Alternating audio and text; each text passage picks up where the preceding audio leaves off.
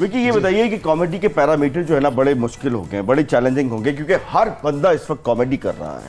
अगर सिलसिला ऐसे ही चला तो फिर कहाँ जाएंगे हम, क्या होगा? बेसिक वजह क्या है काशिफ के आजकल हम लोगों ने कॉमेडी को बहुत आसान समझ लिया, और दूसरा हमने एक गंदी लाइन को कॉमेडी समझ लिया हुआ है। मतलब किसी भी बात को, किसी की भी बेइज्जती को हमने कॉमेडी समझ रखा है। कॉमेडी बेसिक होती क्या है कि आप लोगों को हंसा रहे हैं और साथ वाले की बेइज्जती ना हो रही है। बहुत अच्छी। ठीक है, तो हमने क्या किया कि हम उसके स्क्रिप्ट से निकल गए, हमने सिचुएशन लिखनी छोड़ दी है। जब से हमारी थिएटर के अंदर फाइनेंसर आया, प्रोड्यूसर की आपका कसूर है इसमें? मेरा मानना यह है कि आप किसी भी गंद को साफ करने के लिए बाहर खड़े होकर अगर तकरीर करते रहेंगे ना कि गंद है जी, स्मेल है, तो ये है वो है, जब तक आप उसके अंदर उतर के उसको खुद साफ नहीं करेंगे। मैं अंदर उतरा हूँ, साफ कर रहा हूँ, मुझे तनकीद भी सुननी पड़ती है, मुझे लोग कहते हैं कि तुम भी उन्हीं का हिस्सा हो। ठीक है, लोगों को बाहर इस चीज का नहीं पता होता है। अच्छा विकी, एक बात बताइए कि अब जो फिल्म्स बन रही हैं वो भी या तो कॉमेडी बन रही है या एक्शन कॉमेडी बन रही है। जो सस्पेंस को पसंद करते हैं, लव स्टोरीज को पसंद करते हैं, थ्रिल को पसंद करते हैं, वो शायकीन कहाँ जाएंगे? होता क्या है कि आपको वो चीज़ बनानी चाहिए जो आपके मुआशरे में नहीं हो रही होती। मतलब आपके मुआशरे में डिप्रेशन है तो आप हंसाएं, अगर आपका मुआशरा खुश है तो फिर आप एक्शन दिखाएं। हम क्या करते, जो चल रहा होता है हम वही फिल्म बनानी शुरू कर देते हैं। मतलब एक बंदा बाहर से, यानी कि अब चल मेरा पुत अगर हिट हुई है तो सारे चल मेरा पुत ही बना रहे हैं, सारे चल मेरा पुत बना रहे हैं, मक्खी पे मक्खी मारना शुरू कर देते हैं। कॉमेडी नाइट कपल बना तो हर बंदे ने कॉमेडी नाइट कपल बनाना है जी, बिल्कुल। फैमिली फ्रेंड बना तो हर बंदे ने फैमिली फ्रेंड बनाना है। ठीक है, हम लोग उसी डगर पे चल पड़ते हैं, हमारे पास वेरिएशन नहीं है। यार क्या हम कुछ अलग नहीं करना चाहते आप उसको हैं? तो मैं कपिल को जो क्रेडिट देता हूँ वो ये है कि उसके अंदर मानने के, जब आप किसी के पास लेने के लिए कुछ जाते हैं ना तो आपके पास बर्तन खाली होना चाहिए। हमारे बर्तन भरे होते हैं जब हम किसी से लेने के लिए जाते हैं। यार राइटर तो आप थे। हाँ, मैं इसका मुंह बोलता सबूत हूँ। ये डेप्थ कहाँ से आ गई आपके अंदर इतनी? देखे उम्र के साथ, हालात के साथ ये सारी चीजें आई जाती हैं।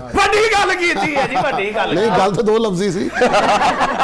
ये बताइए कि बुनियादी तौर पे आप एक एक्ट्रेस हैं या आप एक सिंगर हैं? मॉडल हूँ। अच्छा, मॉडल है बेटा। कौन सा 76 मॉडल? और सिंगर? सिंगर। हम तो तब मानेंगे जब फरियाल हमें कुछ गा के सुनाएंगे। बहुत ही तालियां दो फरियाल। मैं ते मेरा दिल बर जानी, वाह वाह। बुलिया ते प्यार कहानी, मैं ते मेरा दिल बर जानी, बुलिया ते प्यार कहानी, सामा च आया ए तूफान, मौसम होया ए बेईमान, मैं ते मेरा दिल बर जानी, बुलिया ते प्यार कहानी। ये बताइए कि आपने ये सिंगिंग जो है क्या सीखी है या आपका ये बॉर्न टैलेंट है? नहीं, बॉर्न टैलेंट बिल्कुल भी नहीं है, सीखी है मैंने, शौक था, उसको जरा पॉलिश किया टीचर्स ने। अच्छा, सोनी भी है और सुरीली भी है। Very nice. क्या बात। अच्छा, ये बताइए कि इंस्पिरेशन कौन था आपका? इंस्पिरेशन ऐसे कोई भी नहीं था, कोई पर्टिकुलर बंदा, लेकिन सिंगर्स को सुनती थी, स्पेशली अताउल खेलवी से मैं बहुत इंस्पायर्ड थी क्योंकि उनकी आवाज मुझे बहुत पसंद है। कोशिश कर रही हूँ, आई होप से होके कोई बन जाए। मैं तो कहता हूँ शोबिस छोड़ो, आजा मेक्सिको चलिए, आजा मेक्सिको चलिए, आजा। कोई एक कंट्री पकड़ ले आप, कभी अरब में होते, कभी मैक्सिको होते। अच्छा देखो कैसी गल है, ਅਸੀਂ अरबी बुलाया सी, विचों मरासी निकल आया यार जे तू कुछ चवल मारनी है ना ते किधरे होर निकल जा, मेरा भाई मैक्सिको ना जाए आवे। बल्कि अजकल लंदन चला जा, उत्थे मियां साहब भी है ने। ते जो सियासी सूरत हाल है ना, तू पहुंच उत्थे, मेरा ख्याल है काफी सारे होर भी पहुंच रहे हैं। बिल्कुल सही। विकी भाई ये बताइए कि वो कौन सा वक्त था जब आपको ये लगा कि आप एक प्रोफेशनल कॉमेडियन बन सकते हैं, ये काम आप कर सकते हैं? नहीं, ये तो कभी भी नहीं लगा। ये काम इतना मुश्किल है काशिफ, अगर हम इसको ईमानदारी से करना शुरू कर देना तो हमारे पास बहुत बड़े बड़े कॉमेडियंस हैं भी, बहुत बड़े बड़े राइटर्स हैं भी। हमारे अंदर ना मानने वाली सलाहियत बहुत ज्यादा हो गई, हम एक दूसरे को मानना नहीं चाहते। सही गल है, तुसी ए देखो मेनू गुजर ही नहीं मनन दे आया। और एक बार भी नहीं कहा तेरे को मज, मतलब मज ते बहन वाली सारी चीजें उत्ते पा। अच्छा विकी, मुझे तो पता है कि ये जो सफर आपका है बहुत मुश्किल था, अगर ब्रीफली बताइए कैसा था आपका ये सफर, कहाँ से स्टार्ट किया, फिर कामयाबी कैसे मिली, पहला ब्रेक थ्रू क्या था? मैंने फैसलाबाद से इसका शुरुआत की थी। एक वक्त था जब मैं मतलब थिएटर करना चाहता था, तो मेरी अम्मी जो थी, वालदा मेरी, वो नहीं इस चीज़ को मतलब एक्सेप्ट कर रही थी, हालांकि खुद भी बहुत अच्छी बात करती थी वो। उनका असल में फैसलाबाद का होता है काशिफ कि उनका फ्लो होता है, लोग जो समझ रहे होते हैं। वो उनकी पैर वाली बात सुनाना जरा। वो अशरफ राय साहब हमारे घर गए ना, तो हम छत पे बैठे हुए थे, अशरफ राय बैठे बैठे कहते ओए होए, अम्मी कहती की होया, अम्मी जी लत सौ गई, अम्मी कहती इतने पुत्र मेरे नाल पा दे।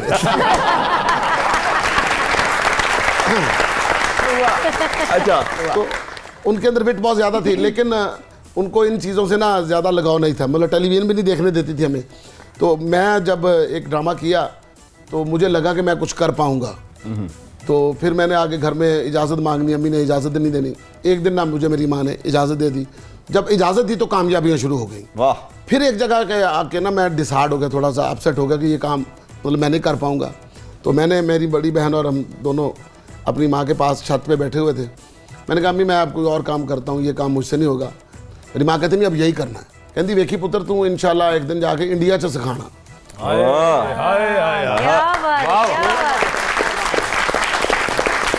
मैं और मेरी बड़ी बहन हम दोनों हंसने लग गए। मैं कहा अम्मी दुआ तो दे जी समझ आए। तो पता ही नहीं, सिखाना है उसे जाके, काम करना बड़ी मुश्किल है, सिखाना उसे जाके। फिर एक मैंने शो किया वहाँ पर, कॉमेडी नौटंकी थिएटर के नाम से, जिसका आइडिया मैंने दिया था। उसमें काम्या पंजाबी, शक्ति कपूर, रंजीत, बहुत बड़ी टीम थी वहाँ पर। वो आइडिया मेरा था। शो शुरू हो गया, 4 एपिसोड चले, मैं पाकिस्तान में था। वो शो ना रेटिंग नहीं आई, बैठ गया। मुझे मेरा दोस्त है वहाँ पर सैफ, तो उसने ना मुझे कॉल की कि भाई शो तो बैठ गया, अब आपको ना एज राइटर आना पड़ेगा। तो मैं एज राइटर चला गया उस शो में। ओके। मैं गया हूँ तो जाके उन्होंने ना मुझे कहा जी कि एक एपिसोड जो है ना वो हम ये कर रहे हैं। तो मैंने उनको कहा कि आप थिएटर गलत कर रहे हो, थिएटर ऐसे नहीं होता, ऐसे नहीं होता, ये नहीं होता, वो नहीं होता। वो कहता जी हम ना, फिर वो लॉजिक किधर जाएगा। मैं कहा कॉमेडी में लॉजिक नहीं होता, कॉमेडी झूठी होती है। जब आपने पंच लाइन करनी है फिर आपने पंच लाइन को देखना है, फिर आपने लॉजिक को नहीं देखना। अगर आपने ड्रामा बनाना है फिर आपने लॉजिक देखना है। फिर उन्होंने गेट के ऊपर वो बात लिख के लगाई थी कि पंच परमेश्वर है। ओके। साथ नसीम विकी लिखा उन्होंने अपने स्टूडियो के गेट के ऊपर। Very nice.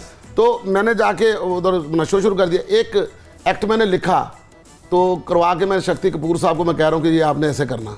उनके साथ मेरी हल्की सी बहस हो गई। तो उन्होंने कहा कि नहीं ऐसे नहीं है। तो मैंने कहा नहीं मैंने तो ऐसे करवाना, ये तो ऐसे ही है। वो नाराज़ होकर वैनिटी में चले गए। ओके। तो मुझे सैफ आके कहता क्या हुआ। मैंने कहा ऐसे ऐसे बात हुई है। तो वो तो वैनिटी में चले गए।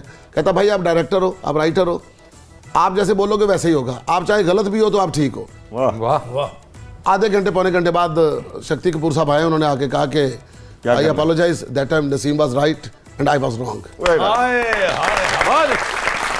फिर मुझे ख्याल आया कि मेरी माँ ने ये कहा था कि मेरा बेटा वहां जाके सीखा। अरे वाह वाह। क्या बात। ये बताइए कि आप इंडिया गए कैसे? जहाज में। जहाज और खोता रेडी तो है कि कैसे? कहने का मकसद है कि क्या सबब बना? सबब हाँ।